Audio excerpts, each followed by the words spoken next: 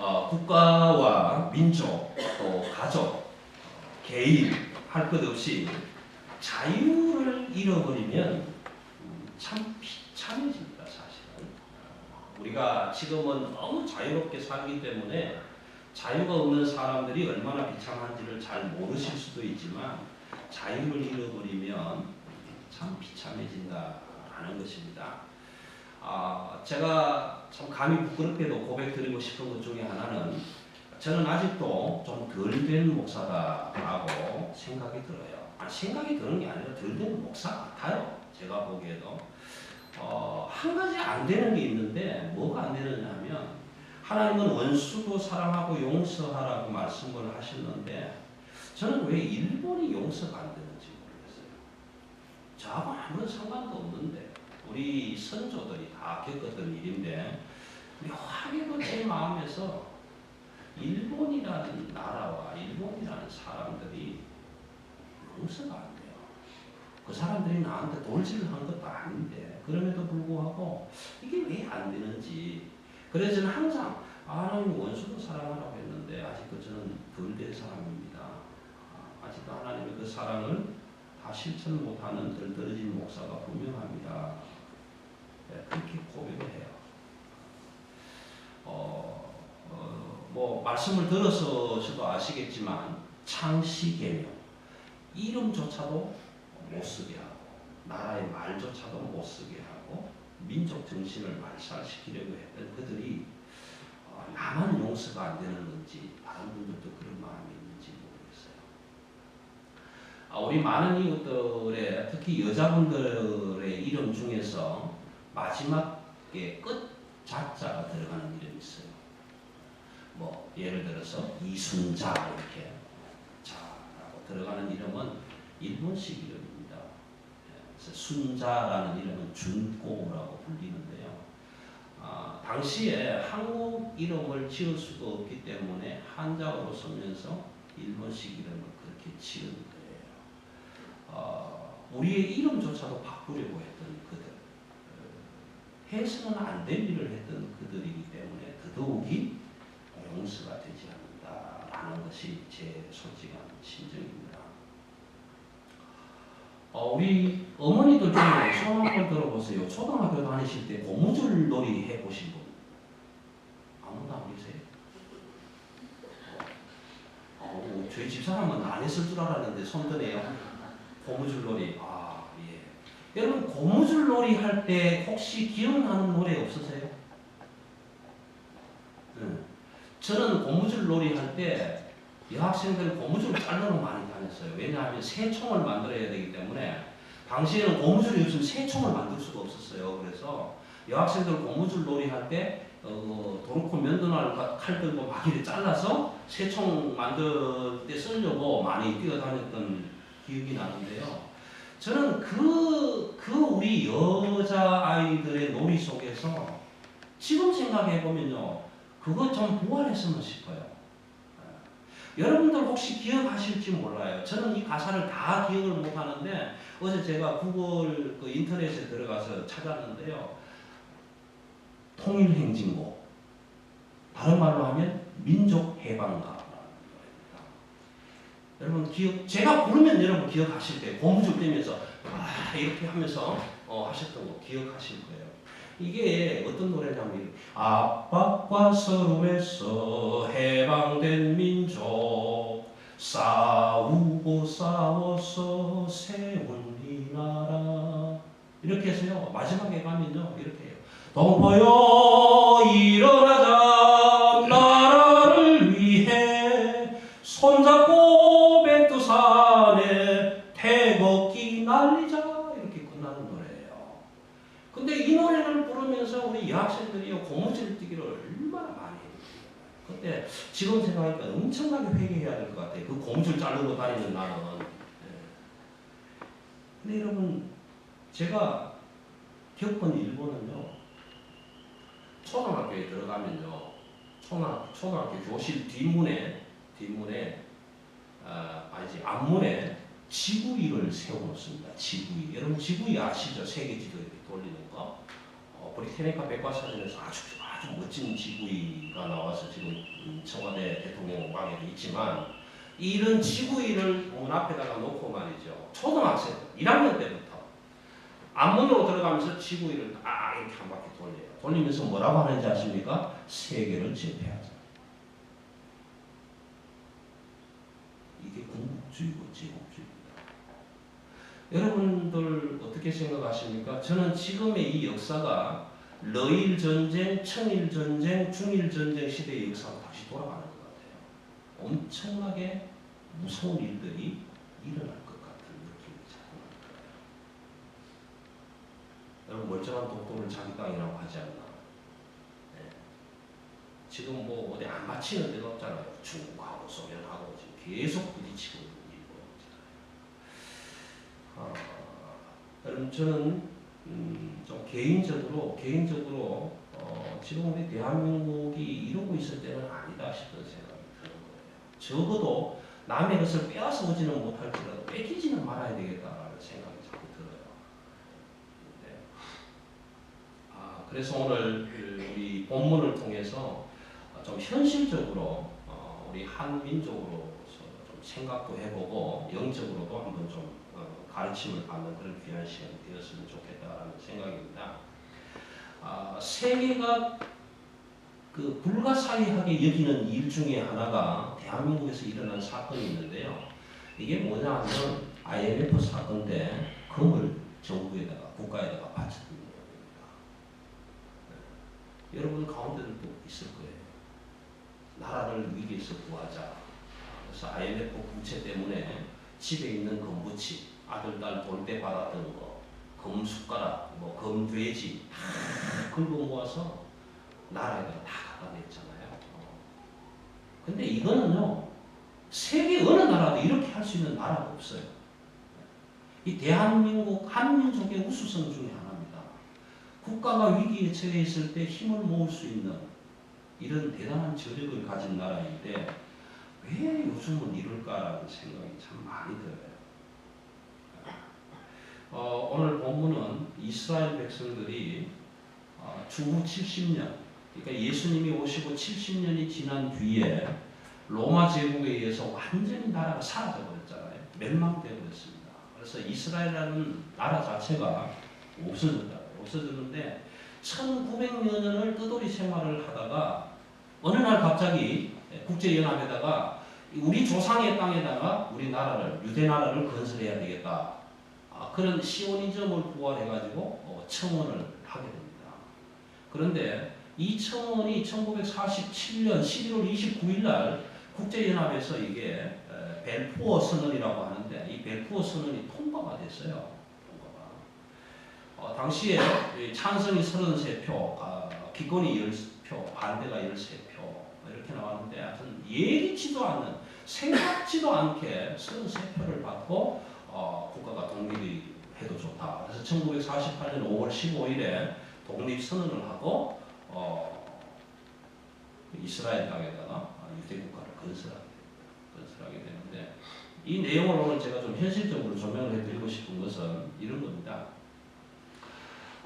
데오도르 헤르철이라는 신문 기자가 말이죠. 신문 기자가 1948년도에 그 프랑스에서 있었던 유대인 장교 한 사람이 간첩죄의 누명을 쓰고 사형을 당하게 됩니다. 드레푸스라는 친구인데요. 이 사람이 사형을 당하기는 하는데 간첩죄의 누명은 벗어졌어요. 이 사람이 간첩죄로 잡혔다고는 했지만 실질적으로 간첩죄가 없는 것으로 혐의가 없는 것으로 밝혀졌는데 그럼에도 불구하고 프랑스 정부에서 이 사람을 사형을 시키는데 사형의 이유가 뭐냐 하면은 유대인이다. 유대인이기 때문에 이 사람은 죽여야 된다. 그렇게 해서 죄의 혐의가 없는데도 불구하고 유대인이기 때문에 죽어야 하는 사건을 데오도르 헤르철이라는 유대인 기자가 취재를 하게 됩니다. 근데 이 사건을 취재를 하면서 이 기자가 기자로서의 사표를 해요. 나는 지금부터는 기자하지 않겠다라고 사표를 내고 이 사람이 무슨 책을 썼느냐 하면 유대국가라는 제목의 책을 씁니다. 유대국가라는 제목으로 책을 썼는데 그 내용이 뭐냐 하면 시오니즘이에요. 예루살렘에 다시금 시온성을 건설하자라는 내용의 책을 씁니다. 그래서 그 책 유대국가의 내용은 조상의 땅에 유대나라를 건설하자 그런 취지를 가지고 책을 쓰는데 1900년 동안 흩어져 살던 세계의 유태인들이 다 일어나요. 그 시오니즘에 동참합니다. 그래서 뭘 하느냐 하면 돈을 벌어야 된다. 왜 돈을 벌어야 되느냐? 나라를 세우려면 돈이 있어야 돼요. 그래서 유대인들이 온 세계에서 수전 노릇을 합니다. 열심히 돈을 벌어요. 그 열심히 번 돈을 나라 건설을 위해서 이스라엘 정부를 위해서 갖다 바치는 거, 갖다 쓰는 거. 그렇게 해서 세워진 나라가 이스라엘인데 유태인들이 그렇게 사니까 온 세계가 저 유태인들은 없어져야 됩니다. 반유대주의가 일어나게 됩니다. 너무 수전노처럼 너무 경제적으로 너무 돈 하면서 살면서 자기들만 막 똘똘 뭉쳐서 우리는 하나님의 선택받은 백성이다 율법을 외치면서 살아가니까 저것들은 다 없애야 된다. 그렇게 해서 개토 수용소 사건이 일어나고요. 1937년에 어떤 일이 일어나느냐 하면 여러분들 잘 아시다시피 아우슈비츠 홀로코스트 사건이 일어나요. 그래서 이 독일의 나치즘이 히틀러를 중심으로 해서 600만 명을 학살한 이런 일이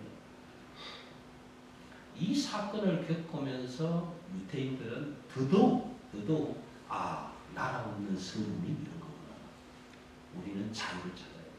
그렇게 해서 시작된 일이 시오니즘인데 이 운동이 1900년이 지난 1948년 5월 15일자로 벤구리온을 초대 수상으로 하는 이스라엘 정부가 세워지면서 독립선언을 하게 됩니다. 이거는 세상이 놀란 일입니다.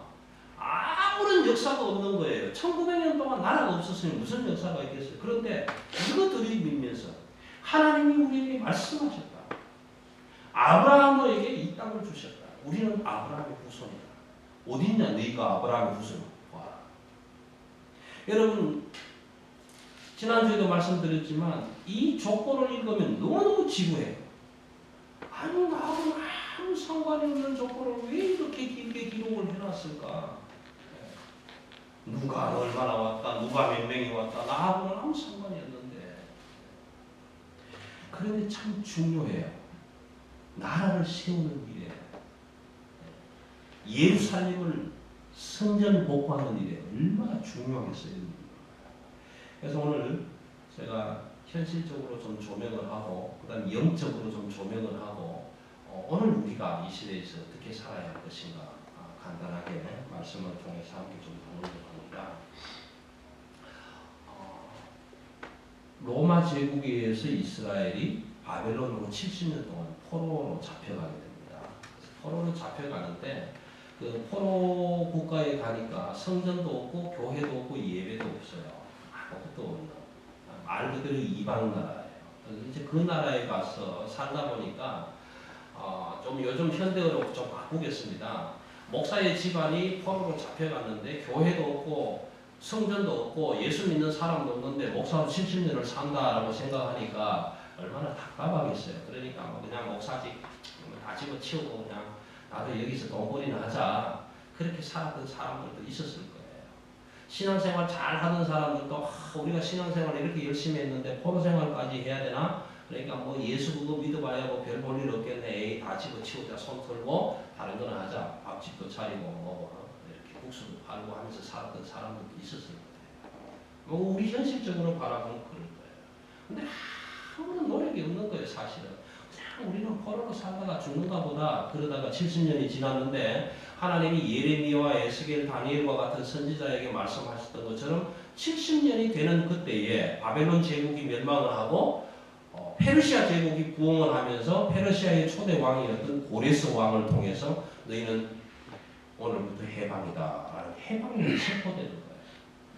그러니까 70년 포로생활 하던 사람이 얼마나 신났겠어요. 오늘 저와 여러분이요 이 시대 속에서 우리 호주에만 하더라도 비자 문제가 해결이 안 돼서 불법자로 살아가는 사람들이 너무 많습니다. 호주 독립 200주년을 기념해서 불법 체류자들에게 전부 비자를 다 허락해 줬어요. 앞으로 언제 이런 일이 생길지 또는 알 수는 없습니다. 그런데 만약에 오늘 호주 정부가 지금 비자 문제가 제대로 되어 있지 않아서 불법으로 사는 사람들이 있느냐, 그런 사람들은 언제부터 언제까지 등록해라. 그러면 모두 비자를 허락해 주겠다. 이렇게 선포하면 얼마나 기쁠까요? 그렇죠? 근데 70년 동안 포로 생활하는 사람들이 오늘부로 너희들은 해방이다. 그러니까 너무 기쁜 거죠. 너무 기쁜 거예요. 예루살렘 성전을 건축하라고 내게 말씀하신 하나님이 너희에게 해방하라고 하셨으니까 너희가 예루살렘으로 가서 성전을 건축할 마음이 있는 사람들은 다 본국으로 돌아가도 좋다. 그러니까 이럴 때 뭐라고 합니까?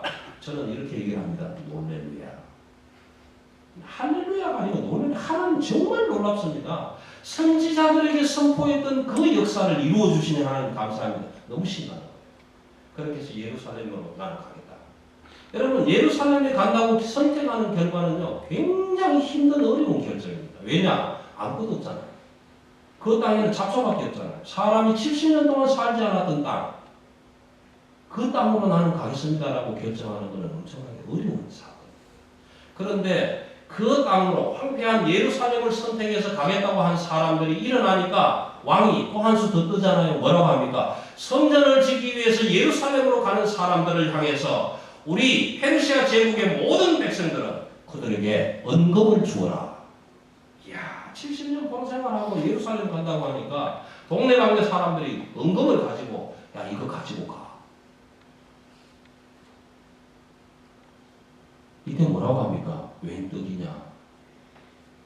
70년 포로 생활하면서 그 나라 사람들에게 언금을 받아서 예루살렘을 향해서 올라가는 그 기분, 여러분 기억하실 수 있겠어요?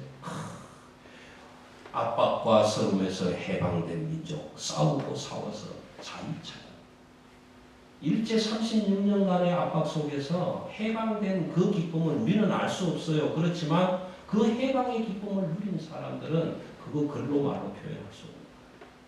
오늘 이스라엘 백성들이 그렇게 올라옵니다. 지도자들의 인도를 받아서 나중에 말씀드리겠지만 4개월이 걸려서 올라와요. 그래서 올라왔는데 올라오니까 이제 정리를 해야 되지 않겠습니까? 스룹바벨이나 뭐 예수와 이런 사람들이 이제 지도자들 왔으니까 다 불러 모아서 등록을 하는 거예요. 너는 어느 가문에서 왔니? 나는 아론 가문. 너는 어느 가문에서 왔니? 그래서 참 12지파를 찾는 게 아니라 70년 동안 지파의 개념은 다 사라져버리고 나는 북이스라엘, 나는 남유다 다 사라져버리고 오직 신앙 공동체 족보만 가지고 있는 사람들에게 묻는 거예요. 그래서 나는 누구 족보 몇 명, 나는 누구 족보에서 몇 명, 나는 누구 자손에서 몇 명 이렇게 쭉 다 올라왔어요. 올라왔는데 오늘 59절은 이렇게 얘기를 합니다. 이러한 가문에서 올라온 사람들도 있었더라. 그런데 찾아보니까 조상들이 이스라엘 사람인지 아닌지 판별할 수가 없더라.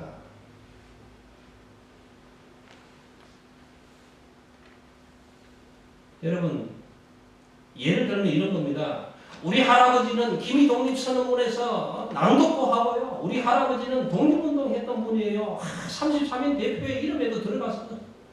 그렇게 해서 독립유공자라고 후손들이 올라가서 청와대 보훈처에 갔는데 찾아보자. 할아버지 이름이 뭐냐? 김삼돌. 없네?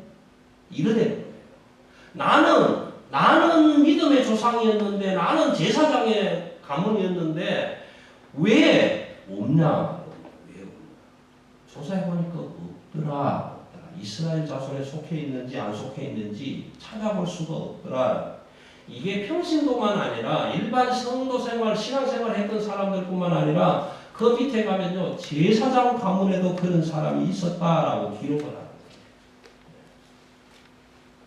여러분 참 슬픈 일이에요.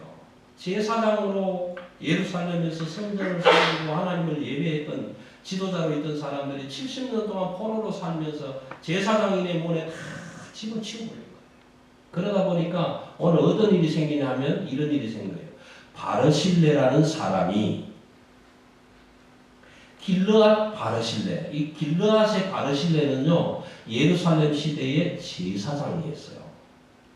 그러니까 다시 말하면 그 제사장 가문에 속하지 않았던 또 다른 바르실레라는 사람이 그 제사장 가문에 쭉 대를 이어서 내려오는 한 딸, 한 여자를 만나서 결혼을 하고 그 장인의 이름으로 제사장 가문이라고 등록을 했다. 그러니까 바르실레라는 사람이 진짜 제사장인 바르실레 가문의 딸하고 결혼을 해서 장인의 이름으로 족보에 등록을 한 거예요. 나는 바르실레 제사장 가문입니다.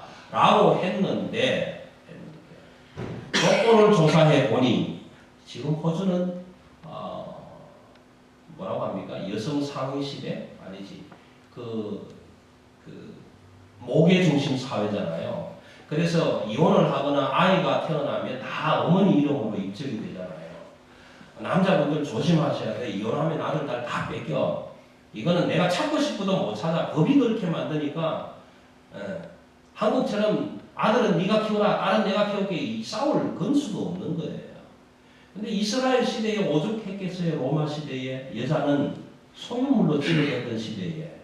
그래서 바르실레라는 이름을 조사를 해나가 보니까 길르앗 바르실레하고는 전혀 관계가 없는 너는 제사장 가문이 아니야. 그래서 성경이 뭐라고 합니까? 너는 부정하니. 제사장이라고 등록은 했는데 내가 보니까 부정하다. 그러니까 성전의 지성물을 먹지 마. 언제까지? 밝혀질 때까지.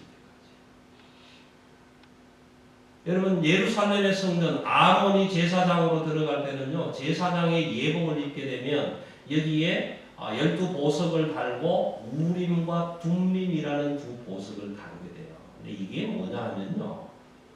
참과 거짓을 밝혀내는 하나님의 지표였어요. 이건 우리 사람이 하는 게 아니라 하나님이 바르다, 잘못됐다 판결해 주시는 이 판결패였어요. 오늘 우림과 둠림이 소개되지 않습니까? 비근한 예를 하나 들면 여호수아 시대에 아간이라는 사람이 있잖아요. 시날산 코트함을 훔치고 은금을 훔쳐서 여리고성 전투에서 그거를 훔쳐다가 자기 집 땅속에 파묻어 놨는데 아이성 싸움을 하러 올라갈 때 저버렸잖아요. 요거 뭐 여리고성 10분의 1도 안 되는 거 요거야 그냥 잽도 안 되겠지 그냥 한 두 번 하면 이길 거야 하고 올라갔는데 완전 대패를 하고 내려왔잖아요. 그때 여호수아가 기도를 합니다. 하나님 왜 우리에게 이런 어려움을 당하게 하십니까? 내 말을 따르지 않았다. 누가요? 누구 지파를 불러라. 예. 그 다음 누구 족속을 불러라. 예. 그리고 누구를 불러라. 예. 마지막에 당첨이 누가 됩니까? 아간이 당첨돼요. 그래서 아간에게 묻잖아요. 여호수아가 네가 잘못한 게 뭐냐 하니까 죄송합니다. 제가 하나님의 말씀을 어기고 시날산 고토 한 번, 금덩어리 하나, 은덩어리 몇 개를 제 집에 감추었습니다.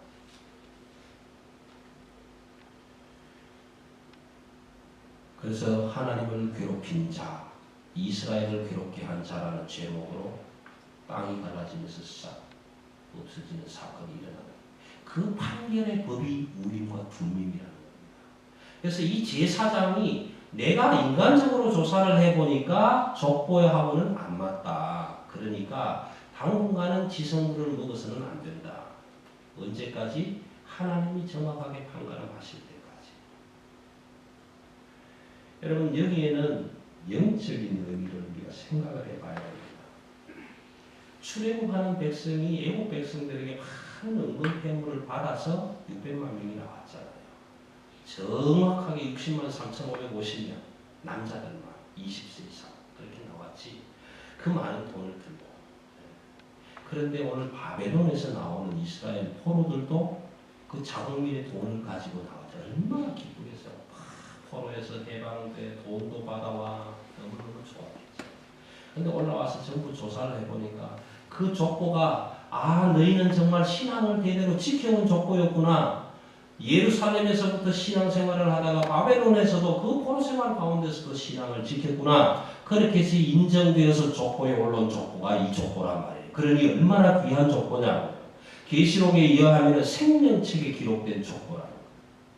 우리는 읽으면 지루하지만 그렇게 중요합니다.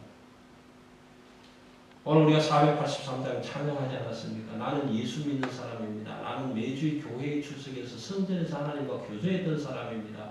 하나님 그러니 내 이름 생명책에 기록해 주십시오. 찬양하고 기도하고 묵상하고 말씀하고 그렇게 잘 했는데 하나님 앞에 서서 내 이름이 이런 사람입니다. 너 이름 없네. 그렇게 하시면 그때의 당황함이 어떻겠냐. 그럼 나는 언제부터 이름이 기록이 됩니까? 기다려요. 어린 양이 나와서 내가 너를 안다고 인정할 때까지 기다려. 예수 그리스도 그분이 오셔서 인정하면 내가 새 이름을 이 책에다 기록해 줄게. 이런 사건인 거예요. 여러분 오늘 우리 시대의 교회가 우리 시대의 그리스도인들이 힘이 없는 이유가 여기에 있는 겁니다. 여러분 저희는 그리스도인이라고 예수 믿는 사람이라고 교회 다니는 사람이라고 가는 데마다 얘기하죠. 너 어느 교회 나가니? 사랑의 교회 나가. 어디 있니? 돈가스테이에 있어. 참 좋겠다. 거기 가면 어떤데? 좋지. 말씀도 좋고 예배도 드리고 사람들도 좋고 참 좋지. 그래 참 좋은데 너는 사는 게 왜 그 모양이니? 그럼 여기에 교회의 힘이 떨어져요. 그리스도인의 힘이 떨어져요. 예수 믿고 사는데 복음 들고 사는데 하나님이 주시는 그 영원한 생명, 영원한 기쁨, 영원한 평안 가지고 살아가는데 그런 데 사는 건 보니까 온 세상 사람 하는 근심 다 걱정하고 다 염려하고요. 염려도 모자라서 가불해서 염려하는 거예요. 우리 아이가 초등학교 3학년인데 쟤는 어느 학교 보낼까? 쟤는 어느 대학을 보낼까? 여사를 시킬까? 변호사를 시킬까? 30년 뒤에 것까지 땡겨서 가불 다 하고서 고민하고 사는 거예요. 왜 그래서 하냐고요? 왜 그렇게 사요? 하나님이 주시는 기쁨과 평강이 내 가운데 임했는데 그 하나님의 평강으로 살아가야 할 사람들이 왜 그렇게 사느냐? 그러니까 세상 사람들이 보면 그러는 거예요. 주양분 예수 믿는다고 하던데 사랑의 교회 나간다고 하던데 매주일마다 교회 나가서 설교 듣고 오던데 사는 거 보니까 개판이네. 그 예수 뭐하러 믿어? 그 시간에 차라리 극장이라고 하겠지. 교회의 힘이 그렇게 떨어지는 거예요. 예수 믿는 사람의 힘이 그렇게 떨어지는 거예요.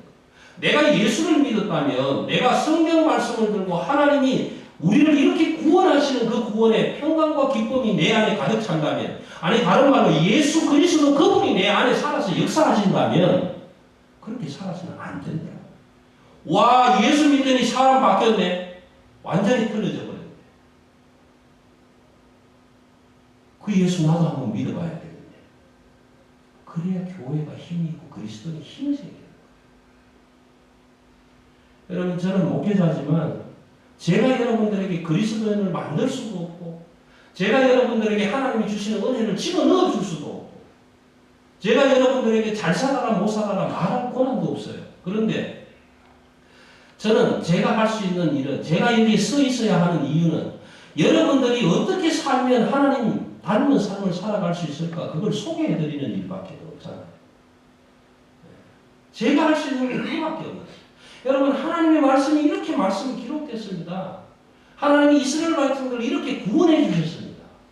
그 이스라엘 백성들이 1900년 동안 떠돌아다가도 나라를 세우게 해주셨습니다. 이게 하나님의 역사의 기록입니다. 이 기록을 믿는다면 저와 여러분도 이 하나님의 사건을 믿는다면 우리에게도 이런 역사를 이루어 주실 것입니다. 이거 소개해드리는 일밖에 없습니다. 여러분 제가 따라다니면서 주일 빼먹지 마세요. 1년에 둘 따라 52주입니다. 52주 안 꺼지면 구두 한 개를 사드릴게요. 그런다고 나올 것 같습니까? 아니잖아요. 그건 제가 만들 수 있는 게 아니잖아요. 제가 할 수 있는 것은 하나님의 사랑이 이런 사랑입니다. 하나님이 우리에게 주시는 평안이 이런 평안입니다. 하나님이 우리에게 주신 구원이 이런 구원입니다. 하나님 저와 여러분이 하나님 앞에서 나는 예수 믿는 사람입니다. 하나님은 나의 주 나의 하나님입니다. 주는 나의 그리스도이십니다. 메시아이십니다. 고백하는 거 참 좋아요. 그 고백을 들으면 너무너무 기뻐요. 저 사람도 나와 함께 예수 그리스도로 아버지를 모시고 살아가는 사람이고 참 기뻐요. 그런데 여러분, 저와 여러분이 하늘나라에 가서 다 만나야 되지 않습니까? 예. 다 만나야 되잖아요. 그런데 그때 주님이 내 이름을 생명책에 기록해 주실까? 주셨을까?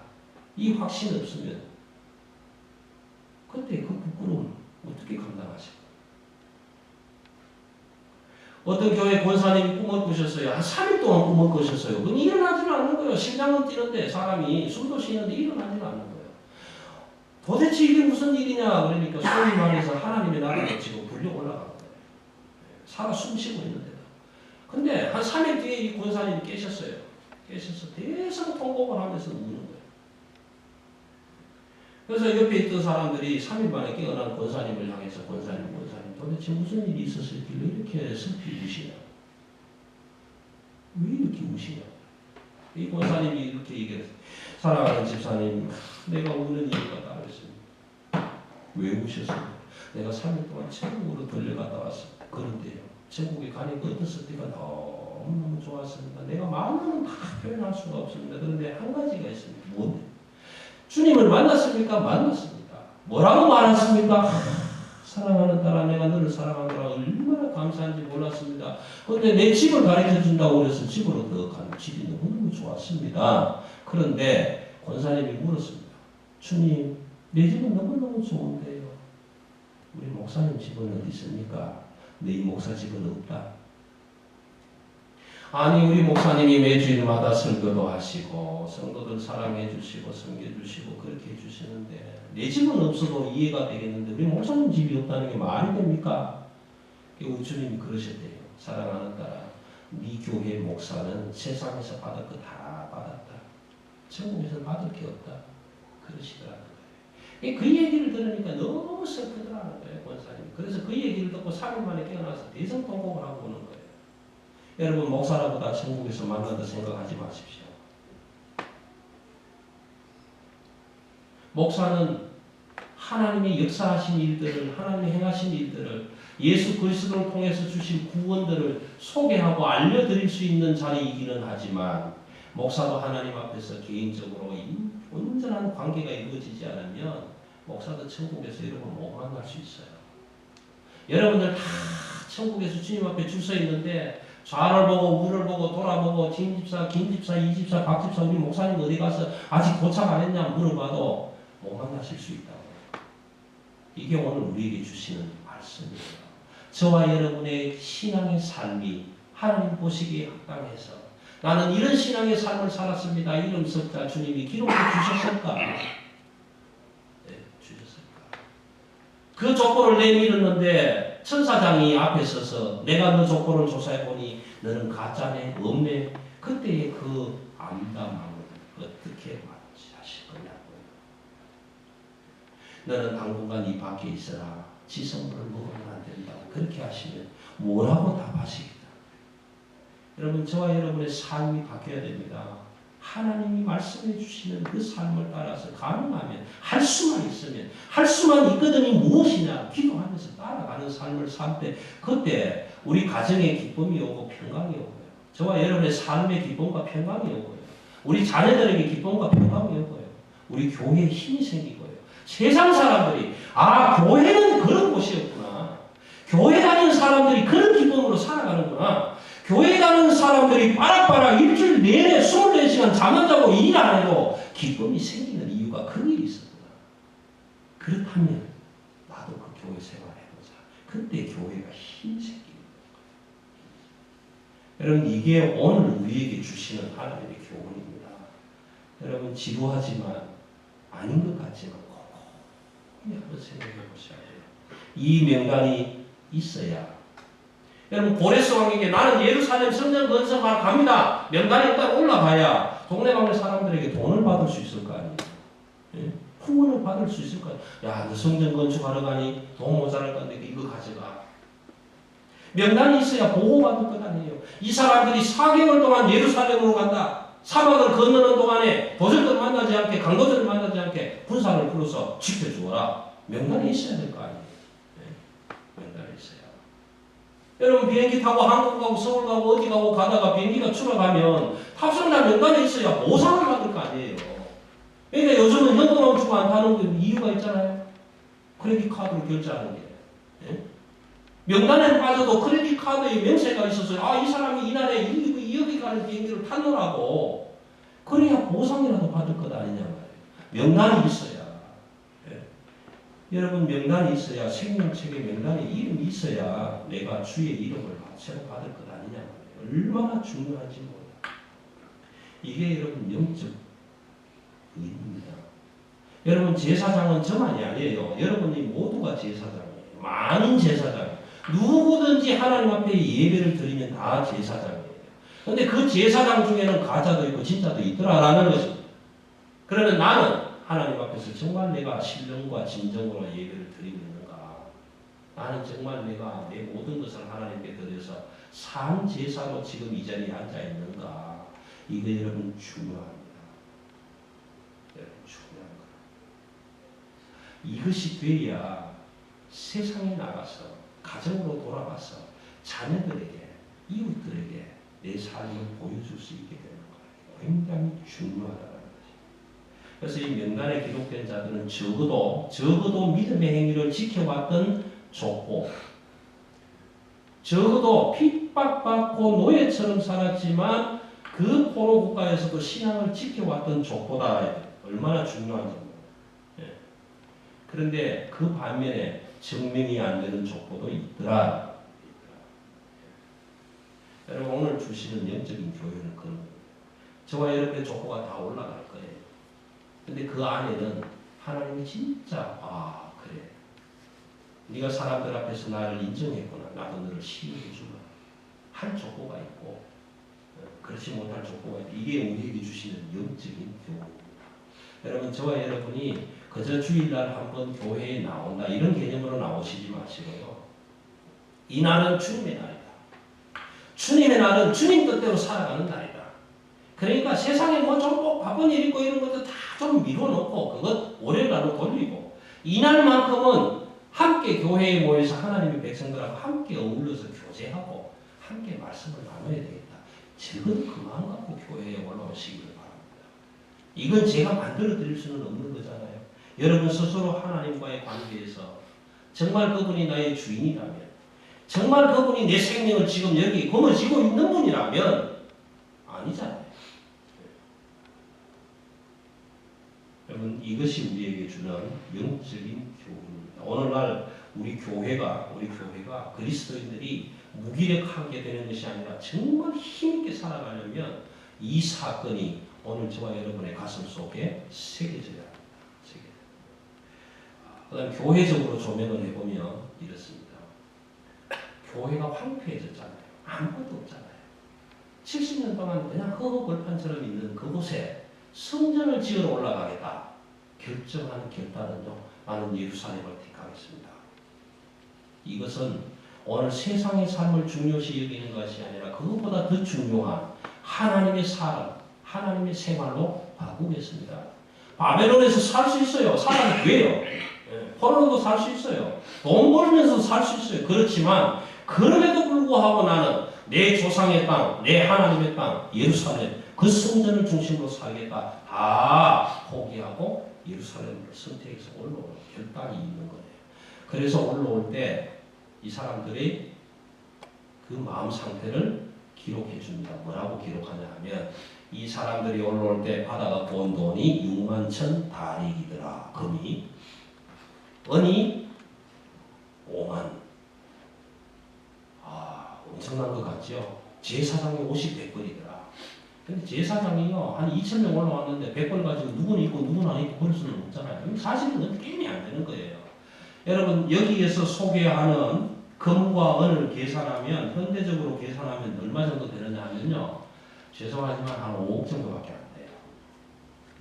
금이 61,000 다릭이라 하면, 다릭이 8.4g인데, 지금으로 계산하면요, 한 4억 조금 넘을까요? 뭐 어쨌든 한 4억 정도. 그 다음에 은이 한 1억 5천 정도, 뭐 이렇게 하면 한 5억 정도 돼요. 여러분 5억 가지고 예루살렘 성전을 짓겠다 이야기가 되겠습니까? 안 돼요. 그러니까 그 백성들이 돈은 받아와서 기쁘지는 하지만 그것 가지고 어떤 제사장이 들어와서 예루살렘 성전 터전에 와서 그 금고에다가 돈을 다 넣고 이건 성전 짓는데 쓰겠습니다 하고 드렸지만 그것 가지고는 성전 지을 수가 없는 거예요. 여러분 5억 가지고는 우리 집 한 채 못 사잖아요. 그렇죠? 예. 그런데도 이 사람들이 와서 야 아무도 없는 땅이네 70년 동안 주인 없는 땅이네 올라왔으니까 힘자랑하고 땅 따먹게 하자 쫙쫙쫙 묶어가지고 이거는 우리 땅 저거는 누구 땅 이렇게 말뚝박은 거 아니잖아요. 신앙의 가문들이 다 올라와서 한마음 한뜻이 되어서 우리가 받아온 것은 우리 것이 아니다. 고레스 왕에게 하나님이 말씀하시고 명령하셔서 예루살렘 성전을 중심으로 살아가기를 원하는 백성들에게 이 언급을 풍부하게 준 것은 예루살렘 성전을 건축하라고 한 것이었다. 그래서 바다로 다 내놨잖아요. 기쁜 마음으로 다 내놨다. 오늘 교회가 힘이 있어지려면요. 힘이 있어지려면 저는 여기서 여러분들이 가진 재산 다 내놔라 이 말이 아니에요. 여러분들이 가장 귀하다고 여기고 가장 소중하게 여긴다는 것 중에서도 하나님께 드릴 수 있는 예물이 기쁜 마음, 즐거운 마음으로 생겨나요. 여러분 선물을 받아도 그렇잖아요. 남편이 아내에게, 아내가 남편에게 선물을 받아도 정말 작아도 꽃 한 송이라도 마음에 생겨나서 기쁜 마음으로 주는 선물이 있고 장미가 100송이라도 안 받고 싶은 선물이 있잖아요. 마찬가지로 오늘 이스라엘 백성들이 포로 생활 70년 동안 정말 찌들고 찌드는 삶을 살다가 그 백성들에게 받아온 응급이 얼마나 탐탁했어요. 얼마나 귀했겠어요. 이건 있으면 우리 가족이 예루살렘에서 살아도 바쁜 것은 근데 그 돈을 하나님 성전 지으는 데 쓰라고 주신 거니까 기쁜 마음으로 다 해요. 여기에 하나님의 나라가 있고 하나님의 교회가 있고 하나님의 백성들이 있는 거예요. 여기에 하나님의 힘이 있는 거예요. 그런데 오늘요 하나님의 교회들은 하나님의 사람들을 들어서 쓰시기는 하시지만 모두가 다 아니요 나는 그거 안 하겠어요. 하나님 오늘 낚시 동호회 있거든요. 그러니까 저 론으로 좀 찾아와 주세요. 제가 거기 있을게요. 하나님 오늘 골프 모임이 있거든요. 그러니까 퍼블릭 골프장으로 와 주세요. 제가 거기 있을게요. 하나님 오늘 제가 이런 일이 있거든요. 모두가 다 내 마음, 내 생각, 내 뜻을 가지고 하나님의 뜻과 마주치는 거예요. 근데 하나님께서 만약에 정말 구약시대처럼 살아서 말씀하시는 하나님이 지금도 우리에게 쟁쟁하게 말씀하실 수 있다면 뭐라고 하실까? 근데 이스라엘 백성들은 그 마음을 다 열고 하나님 우리가 70년 동안 포로됐는데 포로도 예언해 주셨고 70년 뒤에 해방될 것도 예언해 주셨고 하나님이 말씀하신 약속을 이루시는 하나님이신 줄 제가 알았습니다. 그래서 우리가 받아온 은금 이 풍부한 것들은 다 성전을 지으라고 하신 것이니까 드리겠습니다. 그런 기쁜 마음이 일어날 때 그 안에 하나님의 평강, 하나님의 나라, 하나님의 백성 이 관계가 이루어지는 거예요. 이것이 굉장히 중요합니다. 주의를 온전히 드리는 것 이거 정말 힘들고 어렵습니다. 정말 어렵습니다. 제가 창원에 있을 때 아동부 부장 집사님 한 분이 약속을 이렇게 들었어요. 52주 동안 아동부 교사로서 한 주도 안 빠지시는 분들에게는 에스콰이어 구두를 한 켤레씩 제가 선물로 드리겠습니다.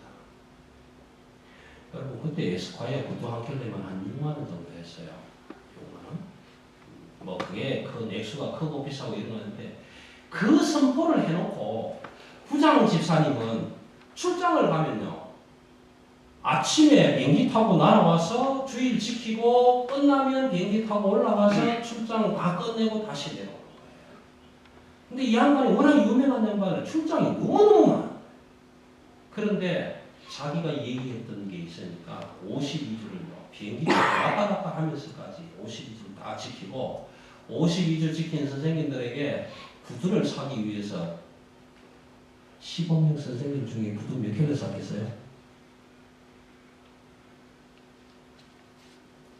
몇 켤레?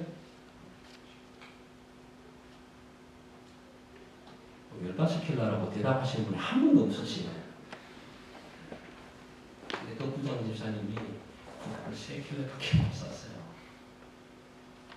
교사인데도 안 되는 거예요. 쉽지 않은 거예요. 쉽지 않지만 여러분 기도하세요.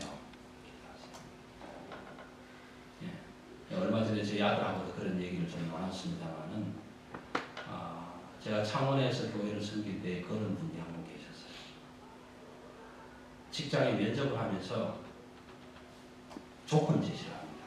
이 사람이 고등부 교사인데요.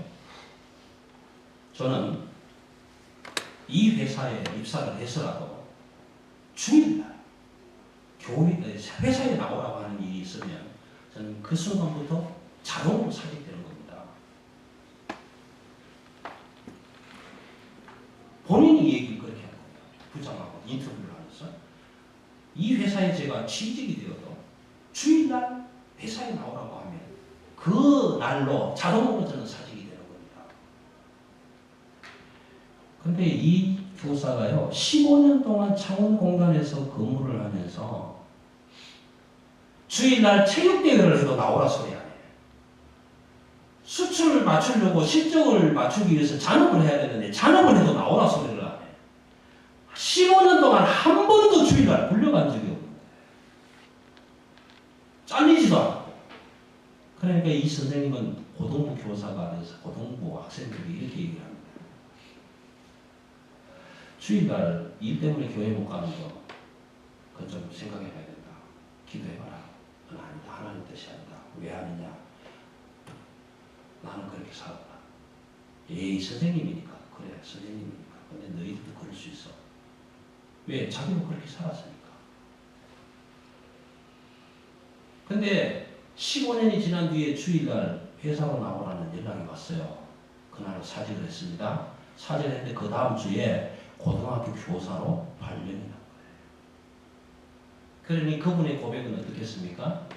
하나님께서 인도해 주셨다. 여러분 다 그렇지는 않습니다. 다 그렇게 하라는 건 아닙니다. 그러나 그만큼 힘든다는 거예요. 그래서 저와 여러분이 하나님과의 삶에 있어서 무엇에 우선순위를 두고 있는가? 이것은 신앙의 가장 기본적인 질문입니다. 정말 그 하나님이 오늘 이 밤에 내가 하나님의 뜻대로 살지 않아서 불러가실 수 있는 권한이 있는 생사여탈권을 가지신 분이라면 여러분은 어떻게 하실 건가? 이것이 오늘 저와 여러분의 현실적인 신앙의 삶에서 주어지는 물어야 할 질문이다. 황폐한 예루살렘을 선택하는 것 어렵습니다. 힘듭니다. 극에 가면 일해야 되고 벽돌 쌓아야 되고 교회 지어야 되고 몇십 년이 걸릴지 모릅니다. 예루살렘 성전, 헤롯 성전은 46년이 걸렸습니다. 솔로몬도 성전을 지으면서 몇십 년이 걸렸습니다. 얼마가 걸릴지 몰라요. 그럼에도 불구하고 나는 그 황폐한 예루살렘을 선택하겠다. 지금 교회가 황폐해 보이는 것 같지만 그럼에도 불구하고 하나님이 함께 하시는 그 교회, 그 믿음, 그 신앙을 나는 선택하겠다.